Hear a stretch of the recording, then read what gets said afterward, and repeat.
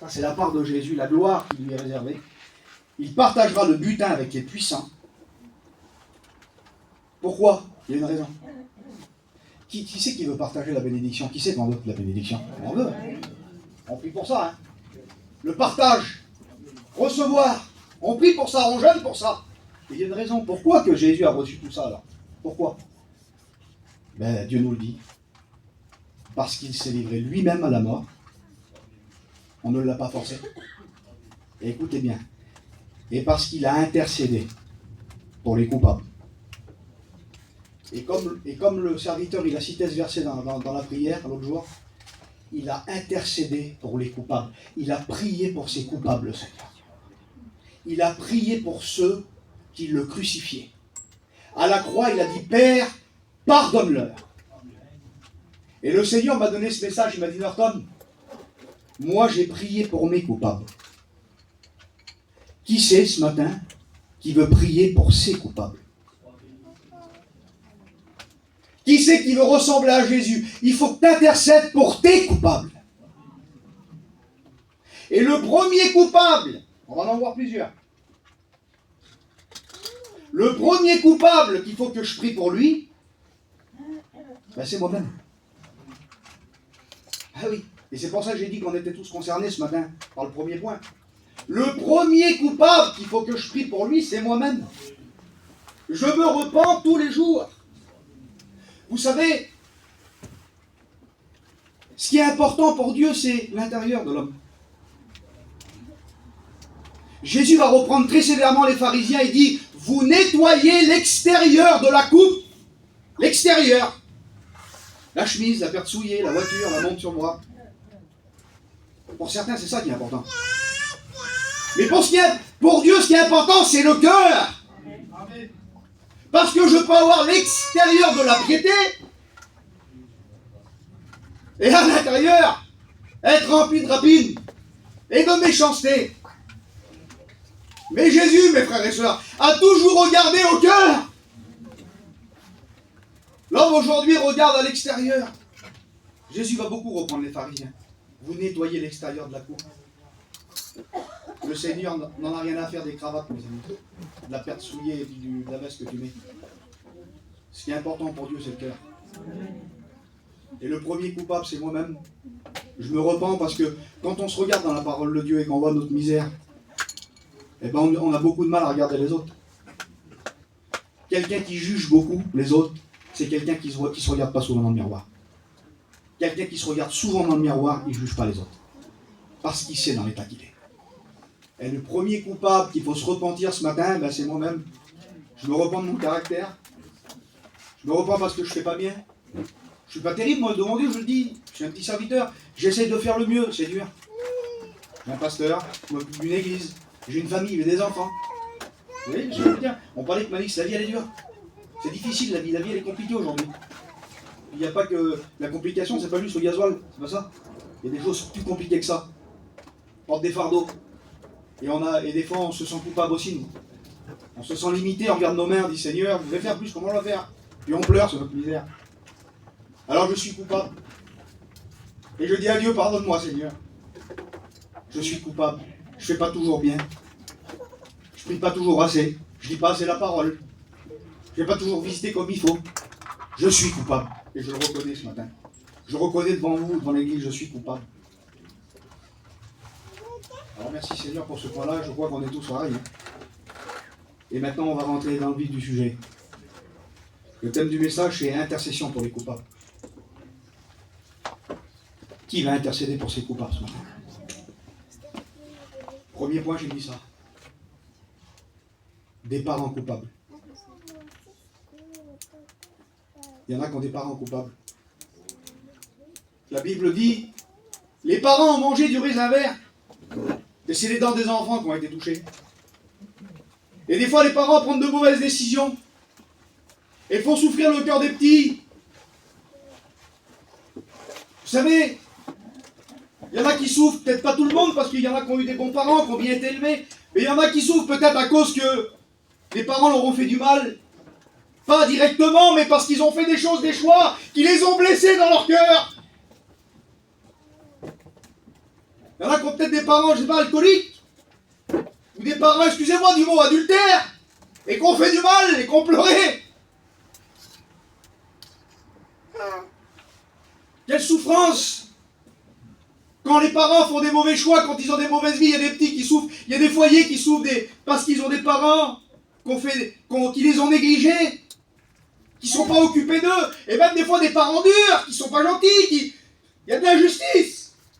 Et il y a des jeunes qui en souffrent de ça, il y a des garçons qui en souffrent, des filles qui en souffrent, parce qu'ils ont des parents difficiles. Qu'est-ce qu'il faut faire alors? Faut que tu te battes avec eux? Non! Prie pour tes coupables. Prie pour tes parents qui te font du mal. Prie pour tes parents qui te font des injustices. Prie pour eux. Fais comme Jésus. Écoutez, j'étais à la convention un jour avec Capa, on était à la tente de réconfort. Vous savez, dans le chapiteau de la convention, il y a une petite tente pour les réconforts. Et là, il y arrivait deux petites jumelles de 10 ans. Ils étaient grands comme ça, des anges, deux anges. Ils sont arrivés les deux petites là.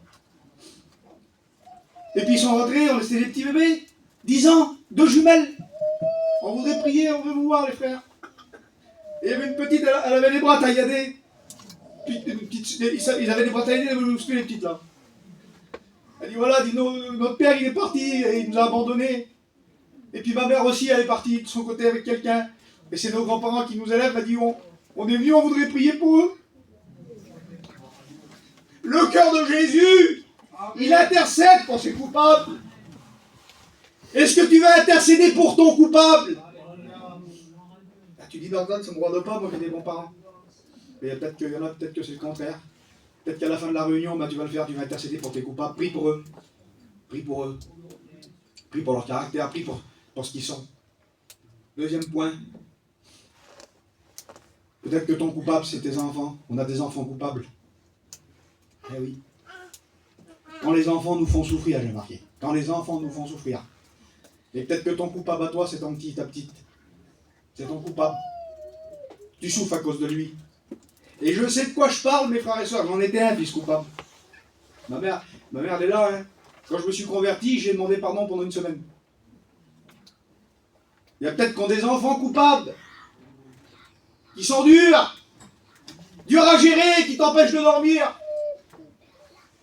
Job avait des enfants coupables. Vous savez ce qu'il faisait, Job, tous les jours? Il dit peut-être qu'ils vont se rendre coupables, il offrait des sacrifices tous les jours. Il priait pour ses petits tous les jours, il a intercédé pour eux. Le père du fils prodigue. Le père du fils prodigue, qu'est-ce qu'il a fait à votre avis? Comme son fils était là-bas, là. Vous croyez qu'il a dit il est mort. Comme il arrive, il est mort. Je le tue. Ah non. Donne ma parole que le père prodigue, il l'a attendu avec un cœur. Il attendait qu'il revenait. Amen. Et si tu as des petits qui te font souffrir, si ton fils, ta fille, c'est ton coupable et qui te fait souffrir, prie pour lui. Amen. Moi, je le dis, hein, j'en étais un enfant coupable. Et puis, je vous explique ce témoignage. J'ai déjà expliqué à l'église, je vais vous le réexpliquer ce matin. Et un jour, une jeune fille, c'est une histoire vraie, c'était à Rio, dans les favelas de Rio. Et c'était une jeune fille, elle était fille unique de 15-16 ans. Et ses parents, c'était des chrétiens. Et puis, c'était des pauvres malheureux. Et la petite, elle en a eu marre, elle est partie. Elle a quitté le foyer, elle est partie dans Rio. Et elle avait laissé une lettre. Et sur la lettre, il y avait écrit « Je pars pour travailler, quand je reviendrai, elle dit « Je vous ramènerai de l'argent. » Et elle est partie, la petite. Et au bout d'1 mois, 2 mois, 3 mois, plus de nouvelles d'elle. Et le père, qu'est-ce qu'il a fait? Le père, il a fait des petites images. Et puis il a été partout dans Rio, dans tous les cafés, dans tous les endroits malfamés de Rio. Et il a mis des images partout, il a mis des photos de partout, comme ça. À la recherche de sa petite. Et puis la petite, vous avez bien compris, qu'est-ce qui l'attendait dans cette ville de Rio au bout de quelques années? Elle était devenue plus longue d'elle-même, elle était dans un endroit malfamé, un bar. Vous avez bien compris, quoi.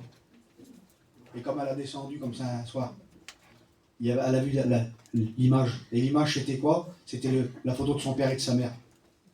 Et il y avait écrit en dessous: où que tu sois, et quoi que tu aies fait, on t'aime et on t'attend. Ça, c'est le cœur de Dieu. Amen. Et je dis à tous ceux qui ont des enfants, qui souffrent et qui les fait souffrir, donne-leur de l'amour. Donne-leur de l'amour. Aime-les tout ton cœur, prends-les dans tes bras. Je continue. Ah, tu dis Norton, moi ça ne me concerne pas, c'est pas tel message. Moi ça va, mes parents sont gentils. J'ai des bons enfants. D'accord? On peut avoir aussi des frères et des sœurs dans la chair coupables. Ah oui. Comme Joseph. Des fois ton coupable à toi c'est ton frère. Ton coupable c'est ta sœur. Les relations, les problèmes intrafamiliales. Ton propre frère dans ta chair, ça va? C'est ton frère. Vous avez dormi dans le même lit. Excusez-moi du mot, vous avez bu le même lait. Et puis le diable a tellement fait son œuvre aujourd'hui que c'est la guerre. Les frères coupables. Joseph. Parce que l'esprit de Christ a agissé dans l'Ancien Testament. Les prophètes, Job, c'est par l'esprit de Christ. Noé, c'est par l'esprit de Christ. Joseph, il avait l'esprit de Christ dans l'Ancien Testament. L'esprit de Christ a agissé dans l'Ancien Testament.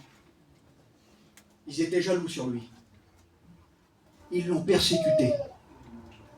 Ils l'ont écrasé. Ils l'ont vendu. Traite d'esclaves. Ils n'ont rien fait. Hein. Selon la loi aujourd'hui française, les frères de Joseph, ils auraient dû prendre 20 ou 30 ans de prison. Ils l'ont persécuté toute sa vie, ils l'ont écrabouillé, ils ont parlé dessus. Ils l'ont mis en miettes toute sa vie entière, ils l'ont vendu, leur propre frère. Et il avait la main de Dieu sur lui. Dans la souffrance, il y avait la main de Dieu sur lui. Dans la prison, il y avait la main de Dieu sur lui. Dans la maison de Pharaon, il y avait la main de Dieu sur lui. Et des années plus tard, Joseph, il a les cartes en main. Il peut se venger. Il peut le faire. Il a la bague du roi dans sa main, il a le sceau du roi. Il peut les faire tuer là, tout de suite. Mais Joseph, il a compris. Il a compris qu'intercéder pour les coupables, c'est la plus grande des choses dans la parole de Dieu. Et comme il a ses frères devant lui, c'est ce qu'il fait. Il n'a aucune colère dans son cœur. Lorsqu'il reconnaît ses frères dans la Bible qui reviennent des années après pour acheter du blé, il pleure comme un enfant.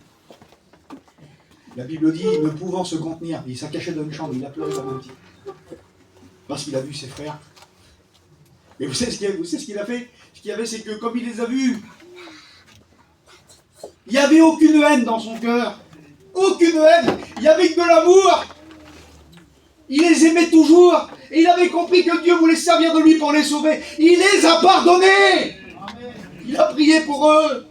Il les a ramenés là-bas en Égypte. Il leur a tout donné. Peut-être que tu as un frère, une soeur qui te persécute.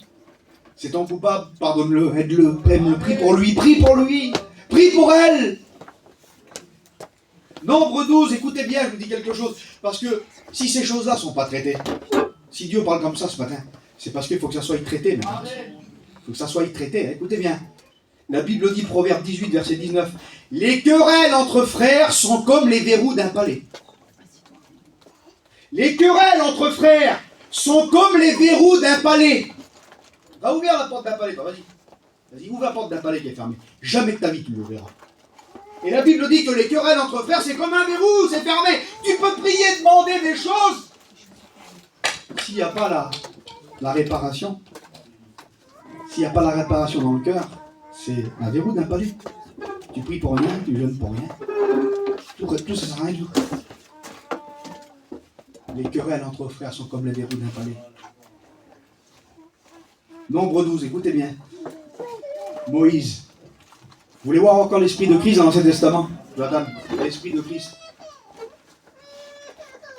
Écoutez bien, Moïse. Est-ce que Moïse a prié pour ses coupables? Est-ce qu'il avait des frères et sœurs coupables? Écoutez ce qu'ils ont fait son frère. Est-ce qu'il avait un frère et une sœur, Moïse? Aaron et Marie. Écoutez bien. Nombre 12. Marie et Aaron parlèrent contre Moïse. Ils parlaient contre Moïse, leur frère. C'est un homme de Dieu. Hein. Au sujet de la femme éthiopienne qu'il avait prise, car il avait pris une femme éthiopienne. Écoutez bien. Ils dirent, et écoutez ce qu'ils vont dire entre eux. Conversation familiale. On l'a fait la voyageur. Moïse, il n'est pas là, lui, il est en train de travailler pour le Seigneur. Ils sont du café, le frère et la sœur. Puis ils parlent sur leur frère. T'as vu, il est beau, lui, là. Ça m'a dit une femme éthiopienne. T'as vu, qu'est-ce qu'il a fait, là, pas, puis machin, puis là, puis ils vont finir, hein. Puis écoutez ce qu'ils vont dire, là. Ils vont dire, ils se dirent un à l'autre. Est-ce seulement par Moïse que l'Éternel parle? N'est-ce pas aussi par nous qui parle? Ah, il n'y a pas que lui qui connaît Dieu, hein, moi aussi je le connais Dieu. Hein, puis d'un seul coup, Dieu va écouter ça. Qu'est-ce qu'il va faire Dieu? Il va les convoquer les trois. Il va convoquer Moïse, il va convoquer Marie et Aaron. Il dit, venez à la tente d'assignation, là, venez voir. Et là, Dieu va leur parler. Et Dieu va dire à Marie et à Aaron, quand je vous parle à vous là, il dit, je vous parle en songe, par vision. Mais il dit, quand je parle avec lui, là, je parle face à face. Et la Bible dit que la lèpre va éclater dans la figure de Marie. La lèpre va éclater dans sa figure. Moïse ne dit pas un mot, lui. Et écoutez bien. Qu'est-ce qu'il va faire, Moïse? Sa soeur, il a parlé dessus, son frère, il a parlé dessus, ils l'ont sali. Ils ont fait des mille misères encore à Moïse. Et sa soeur, elle a la lèpre. Elle a la lèpre à cause de ce qu'elle a dit, de ce qu'elle a fait. Parce que vous savez, quelqu'un qui parle sur les autres, qui méprise les autres et qui parle, c'est un pécheur. La lèpre, elle est sur sa figure. Elle est dans son cœur. Quelqu'un qui débine ses frères, quelqu'un qui méprise l'œuvre de Dieu, qui parle sur les serviteurs de Dieu, qui parle sur la mission, la lèpre, elle est attachée à son visage. Qu'est-ce qu'il va faire, Moïse? Qu'est-ce qu'il va faire, Moïse? La Bible dit, Moïse cria à l'Éternel. Et il dit à Dieu, oh Dieu, je t'en prie, guéris-la. Intercéder pour les coupables. C'est sa petite sœur, elle y a parlé dessus, elle y a fait les mille misères. Il prie pour elle, mais le texte, il dit, il crie dans l'hébreu, il crie avec cœur, il a de la peine pour sa petite sœur. Il dit, Seigneur, guéris-la, Seigneur, bénis-la. Et si tu as un frère, une sœur qui te persécute, eh ben prie pour lui avec cœur et dis, Seigneur, bénis-le. Bénis-le, Seigneur. Bénis-le. Pardonne ton frère. Pardonne ta sœur. Alors, peut-être que ton coupable à toi, maintenant, on va rentrer un peu plus peut-être dans les foyers. Peut-être que ton coupable à toi, c'est ton mari. Ou ta femme. Vous savez, le Seigneur m'a dit dans ce message, quand je le méditais, il m'a dit, Norton, il y a des sœurs qui souffrent. Parce qu'ils ont des maris difficiles. Et peut-être que ta souffrance à toi, peut-être que ton coupable à toi, c'est lui. Tu l'aimes de tout ton cœur, mais c'est ton coupable. Parce qu'il te fait du mal. Des mots durs, des paroles dures, des vies difficiles. Leur vie, la vie qu'il a, elle est dure à supporter. Comment faire, Seigneur Jésus? Il y a des personnes qui souffrent, hein, vous ne croyez pas, vous, mais il y a des personnes qui souffrent de ça, hein, dans les foyers. Le mari dur, difficile. Qu'est-ce qu'il faut faire, Norton? Eh bien, le Seigneur nous le dit dans la parole de Dieu, 1 Pierre 3.1, on va le lire ensemble, vous voulez? Femme, que chacune, bien sûr, soit soumise à son mari, écoutez bien, afin que si quelqu'un n'obéisse pas à la parole de Dieu, c'est-à-dire que quelqu'un qui n'obéit pas à la parole de Dieu, c'est un coupable. Comment tu vas la gagner, la personne là? Comment tu vas gagner la personne qui est coupable chez toi? Eh bien, la Bible dit qu'ils soient gagnés sans parole par la conduite de leur femme. C'est pas par les choses que tu vas lui dire, c'est ta conduite, en voyant ta manière de vivre. Et le plus grand témoignage que vous pouvez rendre à votre mari, mes frères et sœurs, et puis mes frères aussi, hein, qui ont peut-être des maris, des sœurs, qui ne sont pas chrétiennes, ou des femmes difficiles. Parce que vous savez, on parle toujours des hommes, nous. Mais une femme difficile, c'est compliqué aussi. Hein. Écoutez, je vous dis ça. Il y a des hommes qui ont des femmes coupables, qui sont difficiles à vivre, qui leur mettent des fardeaux sur le dos. Hein. Des garçons qui n'y arrivent pas. Hein. Je le dis ce matin. C'est dur. J'ai connu quelqu'un, moi, qui disait, Norton, c'était un chrétien, le petit garçon. Norton, je ne peux pas y arriver. Je ne peux plus rester chrétien. Il y a un peu tout. Je me tue, il dit, un peu tout. Et si je ramène pas ce qu'il faut, je suis mort, comment on va faire? Aujourd'hui, je peux plus suivre, c'est fini. Et il y a des sœurs qui sont coupables. Il faut savoir ce que nous voulons, mes frères et sœurs. On veut le monde ou on veut Jésus? Tu veux que ton mari soit sauvé? Eh bien, il faut que tu ailles la manière de vivre qu'il faut pour que lui soit sauvé. Je continue. Alors prie pour lui. Et là, maintenant, on va rentrer dans l'autre point. Là, je crois qu'on sera peut-être un peu plus concerné, peut-être pour certains. Une belle famille coupable. La belle-mère, le beau-père, le beau-frère, le gendre. On va pas parler d'un l'autre genre. C'est pas rien. Les problèmes intrafamiliales. Des fois, c'est dans ta famille, des fois, c'est les proches, les beaux-frères, les belles-sœurs. On le dit pas, mais... Ah, je peux pas la supporter. Ah, je peux pas le voir. Mais ce qu'on dit tout bas, vous savez que Dieu le voit. Hein. Dieu sait ce qui se passe à l'intérieur du cœur. Une belle famille coupable. Et il nous faut le caractère de Christ aussi pour ça. Écoutez bien. Une belle famille coupable. La Bible dit Jacob. Jacob, lui, c'était son beau-père. Il y a tout fait. Il l'a écrabouillé toute sa vie entière. Il l'a volé. Il l'a trompé. Il y a fait... Vous lisez ça dans la parole de Dieu, dans Genèse 30, 31, 32, les 3 chapitres. Lisez ça, c'est une histoire terrible. C'est sa belle famille, ses beaux-frères aussi. Le beau-père et les beaux-frères. Ils l'ont persécuté. Ils ont fait les 1000 misères. Mais comme c'était de la grande injustice, comme Joseph, il avait la main de Dieu sur lui. Et le Seigneur bénissait à fond. Et au bout d'un moment, il est obligé de quitter la famille. Et vous lisez ça dans Genèse 30, 32. Ils ont fait les 1000 misères et là, il vient. Il vient Laban, c'était son beau-père, Laban. Laban, c'est qui Laban? Eh bien, Laban, c'est la belle famille qui te persécute. Laban, c'est le beau-père qui te persécute, la belle-mère peut-être qui te persécute, Laban, c'est le beau-frère qui te persécute, la belle-sœur qui te persécute, Laban, ça peut être, voilà, la belle famille qui te persécute. Comment qu'il faut faire? Faut leur faire la guerre, faut se battre avec eux. Qu'est-ce qu'il faut faire? Vous pouvez leur parler? Qu'est-ce qu'il a fait, Jacob? Eh bien, la Bible dit qu'à un moment, Laban, il va venir avec plein d'hommes. Parce qu'il était parti dans le plan de Dieu. Il était parti parce que Dieu l'envoyait à Canaan. Il partait avec sa femme et ses enfants. Et là, il va le poursuivre là-bas. Et comme il va arriver, c'est ce qu'il va faire à son beau-père qui a fait une misère pendant des années. Il va dire attends là-bas, je vais faire quelque chose. Genèse 32. Il dit arrête tout ça. Il va offrir un sacrifice à l'Éternel, il va prier pour lui. Et il va y faire une grillade. Quelle beauté. Attends, tu viens pour me persécuter toi? Ben moi je vais te faire une grillade. Et je vais prier pour toi. Quelle puissance. Je sens que ça parle ce matin.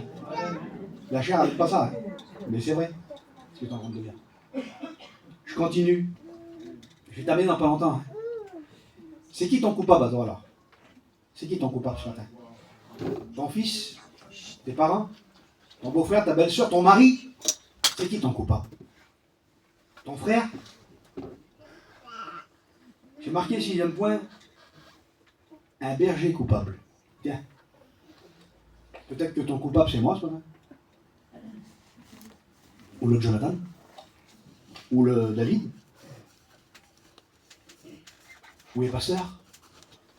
On est peut-être tes coupables. Ah, si je suis pas bien parce qu'à cause des pasteurs, je ne peux plus les supporter. Ben, les frères. Et on peut être un berger coupable. On ne fait pas tout bien, nous. Peut-être que ta souffrance dans ton cœur, toi, c'est les autres. C'est tes coupables. Vous savez, je vous dis ça. Dans l'histoire du bon samaritain, le sacrificateur, c'était un serviteur de Dieu. Il a passé près de cet homme-là, il ne l'a pas aidé. Hein. Ah, il ne l'a pas aidé. Mais c'était un berger, il ne l'a pas aidé. Il avait l'apparence, mais il ne l'a pas aidé. Et l'autre aussi, le lévite, c'était un frère qui travaillait, c'était un diacre. Il a passé, il ne l'a pas aidé non plus. Mais je vais vous dire quelque chose. J'aimerais leur trouver quand même des circonstances atténuantes. C'est terrible. Hein. Parce qu'en réalité, quand on lit la parole de Dieu, les sacrificateurs, selon la loi de Moïse, ils n'avaient pas le droit de s'approcher. Ils n'avaient pas le droit de s'approcher du corps d'un mort. Donc en vérité, ils étaient en train d'obéir à la loi, à la doctrine, mais ils avaient perdu leur cœur.